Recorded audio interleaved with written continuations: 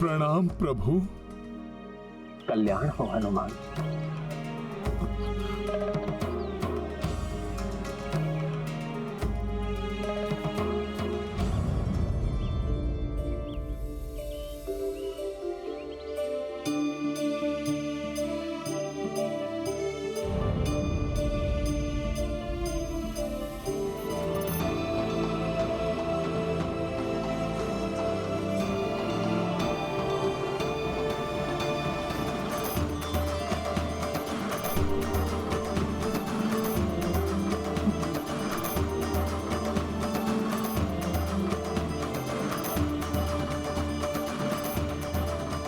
अपने चिन्ह स्वरूप अपनी ये चूड़ामणि माता जानकी ने आपके लिए भेजी है प्रभु।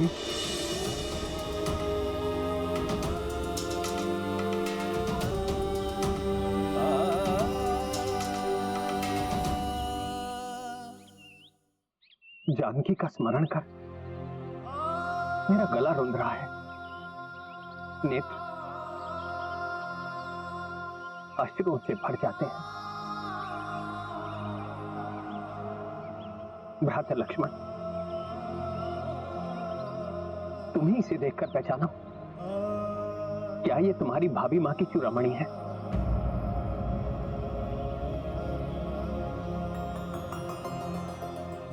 क्षमा करे भैया, सदा जिनके चरणों को स्पर्श कर उनका स्नेह आशीष पाता था, मैं तो मात्र उनके चरणों को पहचानता हूं।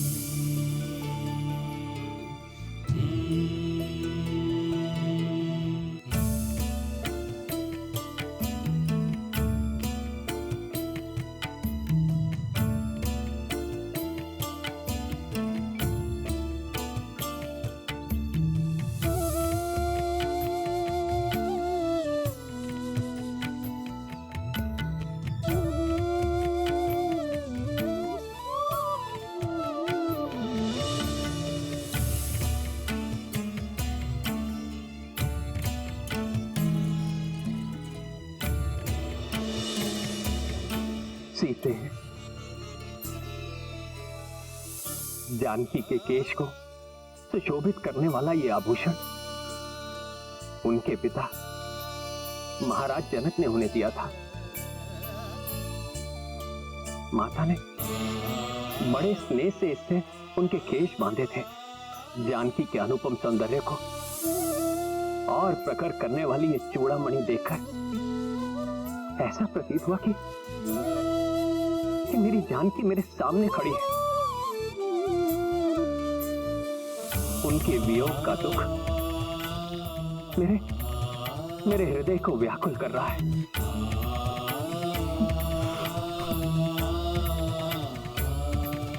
हनुमान, बताओ, कुछ और भी बताया मेरी जानकी ने तुम्हें?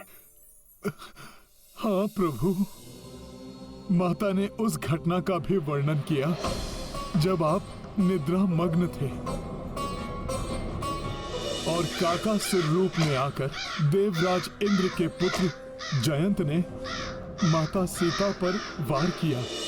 देवराज इंद्र के पुत्र जयंत ने माता सीता को पीड़ा दी। तब आप प्रभु इतने कुपित हुए कि उसको दंडित करने के लिए आपने उस पर ब्रह्मास्त्र का वार किया। अंततः अपने दुस्साहस के लिए जयंत को अपना एक नेत्र गंवाना पड़ा प्रभु। इस प्रसंग का ज्ञान मेरे और सीता के सिवाय किसी को नहीं है हनुमान। अब मुझे पूर्ण विश्वास हो गया है हनुमान,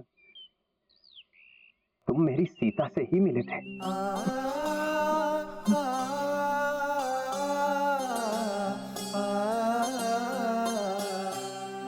मेरे इस व्यथित हृदय को अपने वचनों से शीतलता प्रदान करो हनुमान।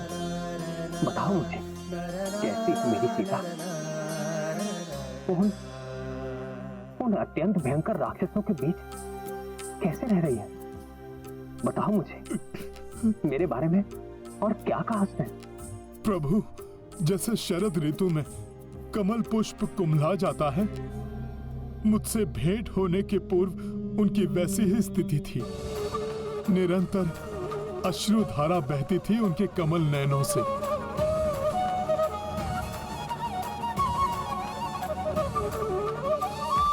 आपके विरह व्यथा से पीड़ित उस दुष्ट राक्षस दशानन और उसकी राक्षसियों के वचनों से प्रताड़ित वो तो अपने प्राण देना चाहती थी प्रभु, परंतु मैंने जब उनसे भेंट की और उन्हें आपकी स्तुति गाकर सुनाई, आपकी मुद्रिका देकर उन्हें आपका संदेश दिया, तब प्रभु आपकी कृपा से मैं उनमें आशा, विश्वास और उत्साह जागृत करने में सफल रहा प्रभु।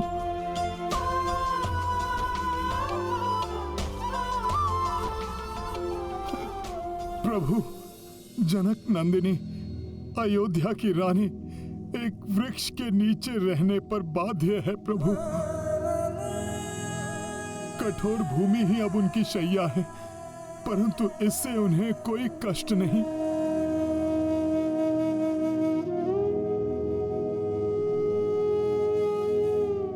वो दुष्ट राक्षस दशानन बारंबार आकर उन्हें धमकाता है, परंतु इन सब से भी माता को कोई कष्ट नहीं है प्रभु।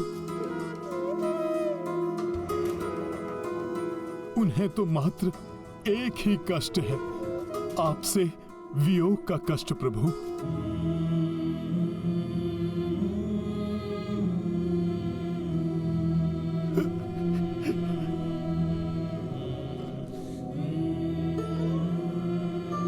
प्रतिपल आप ही का नाम स्मरण करती हैं वो, उनके हृदय की प्रत्येक कंपन से आप ही का नाम गूंजता है प्रभु। हर श्वास आप ही को पुकारती है प्रभु। उनके मुख पर केवल राम है, मन में राम है प्रभु।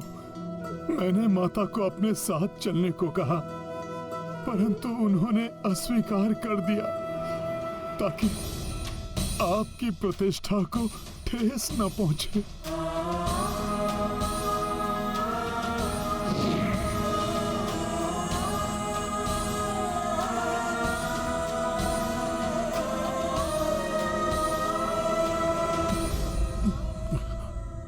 जब आप स्वयं उस पापी का अंत करेंगे, तभी वो अपनी मुक्ति स्वीकार करेंगी प्रभु। उन्होंने आपके लिए एक संदेश भी भेजा है प्रभु।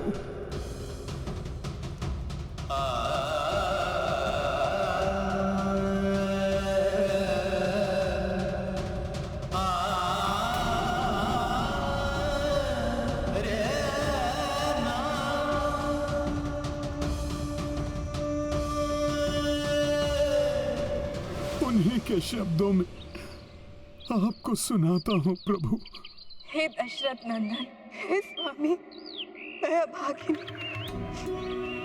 आपकी अर्धांगिनी, उस दुष्ट राक्षस द्वारा हरण किए जाने के कारण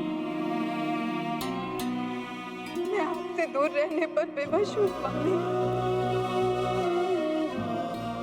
अब आपका वियोग मैं एक माह से अधिक नहीं सह सकूंगी। यदि उसके पश्चात मुझे आपके दर्शन ना हुए तो मैं अपने प्राण त्याग दूंगी।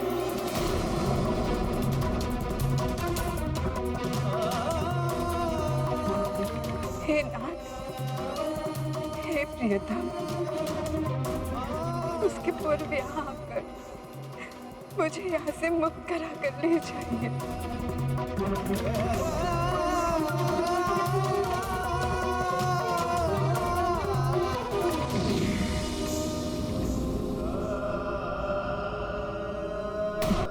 प्रभु, ये माता के वचन हैं।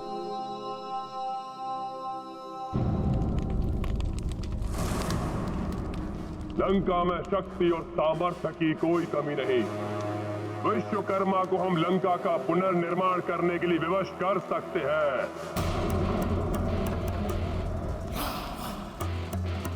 फिर स्वर्ण नगरी बना सकते हैं अपनी इस लंका को, परंतु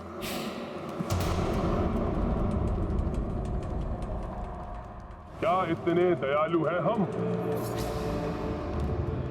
उस दुष्ट वानर के अपराधों को भूलकर क्षमा कर दे उसे।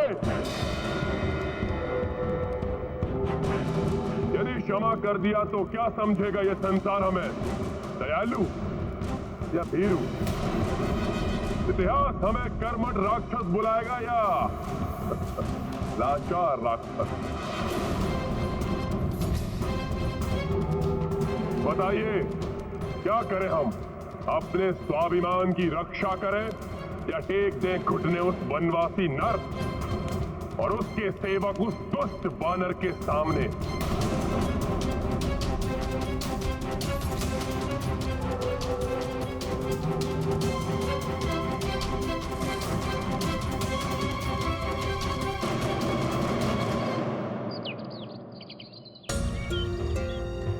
हनुमान, मेरी जानकी के हृदय से उपजे ये शब्द मेरे लिए अमूल्य है। उस शत योजन सागर को पार कर तुमने सीता को ढांढस बंधाने का दुष्कर कार्य किया है, जो संपूर्ण पृथ्वी पर कोई और करने की कल्पना भी नहीं कर सकता। हनुमान, तुमने मेरी जानकी को ढूंढकर मुझे, लक्ष्मण को और संपूर्ण रघुकुल को नष्ट होने से बचाया है। किसी देवता, ऋषि मुनि या योद्धा ने भी मुझ पर इतना बड़ा उपकार कर मुझे अपना ऋणी नहीं बनाया।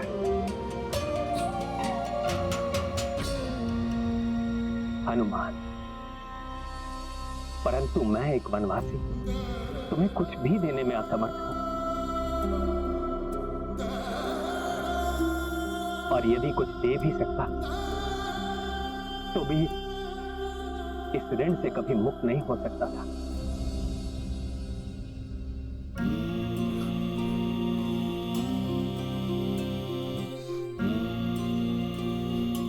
प्रभु, आपकी सेवा तो आपके इस सेवक का धर्म है। मैंने जो कुछ भी किया आपकी कृपा से ही किया प्रभु।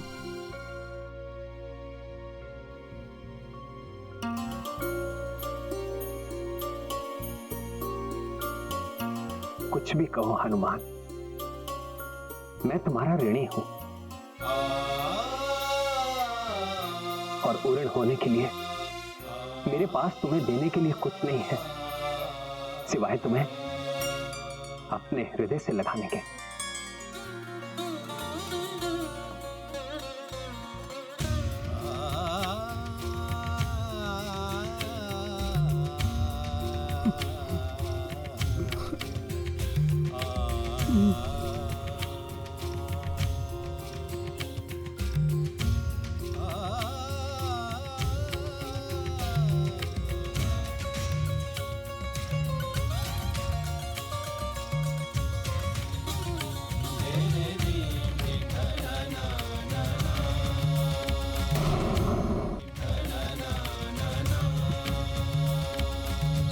आपने मुझे धन्य कर दिया प्रभु। अपने हृदय से लगाकर मुझे परमानंद दे दिया। अब मेरी एक ही इच्छा शेष है प्रभु, माता सीता के साथ आपके दर्शन का सुख प्राप्त करूं प्रभु।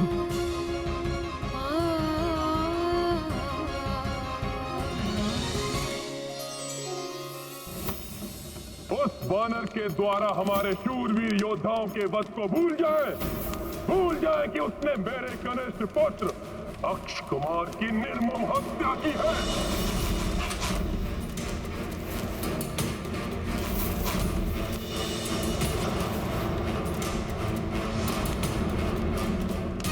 क्या उसे उचित दंड नहीं देना चाहिए हमें? बोलिए।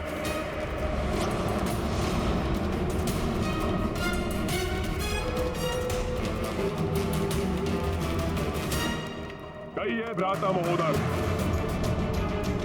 भ्राता महाप्रस्थ, भूल जाए उस वनवासी नर के अपराध को, भूल जाए खरदूषण, खारिज। सुबाहु जैसे राक्षस योद्धाओं के पद को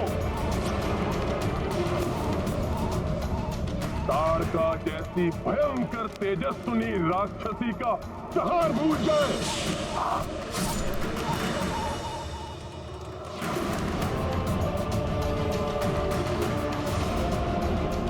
क्या चाहते हैं आप? गिड़गिड़ाते हुए उस वनवासी के पास जाए, लौटा दे सीता उसे, क्षमा मांग ले उससे, या महाराज,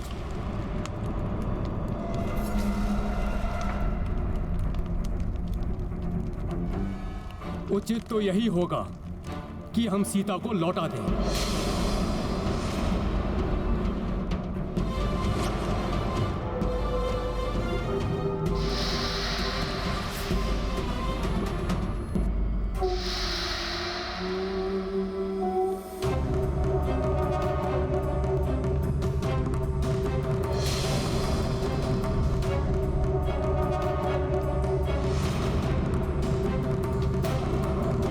तो तुम्हारे अनुसार ये उचित है?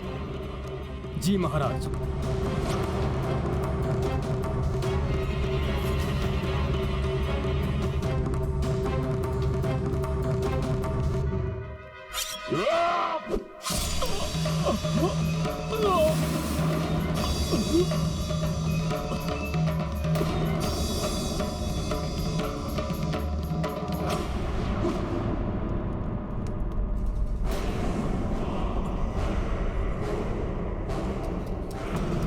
कुछ नहीं हुआ मुझे,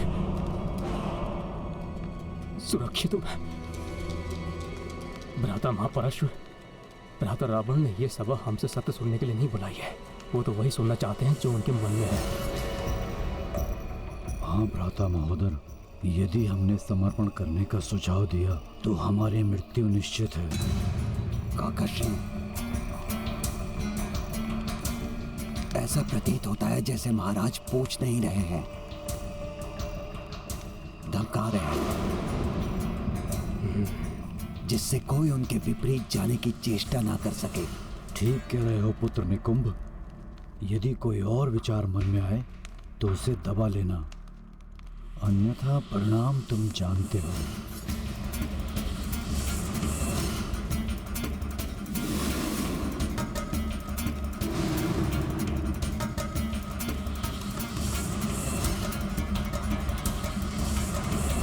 काठ की मूर्तियां क्यों बने बैठे हैं आप लोग?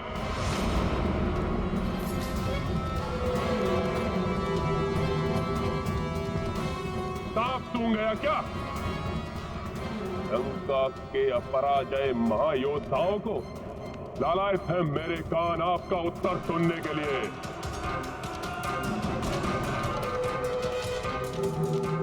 बोलिए, युद्ध की तैयारी करें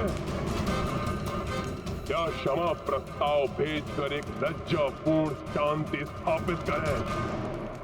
हमें क्षमा नहीं, युद्ध चाहिए। हमें दया नहीं, प्रतिशोध चाहिए। प्रभु, अब युद्ध ही एकमात्र विकल्प है प्रभु। मेरे समझाने पर उस अहंकारी ने मेरे ही पूंछ में अग्नि लगवा दी और उसी अग्नि से हनुमान ने लंका दहन कर दी।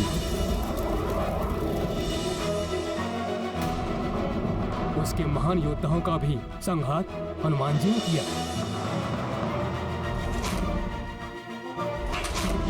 हाँ प्रभु, महापराक्रमी रावण पुत्र अक्ष कुमार का वध भी हनुमान ने ही किया।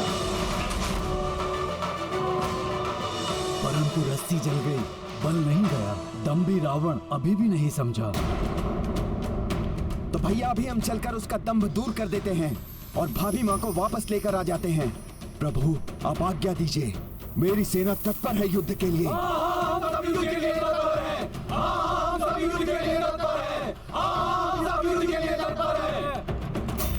भ्राताश्री, आदेश दीजिए भ्राताश्री। अपने इस अनुज को मैं अभी जाकर उस नर और वानर की जोड़ी का अंत करता हूँ।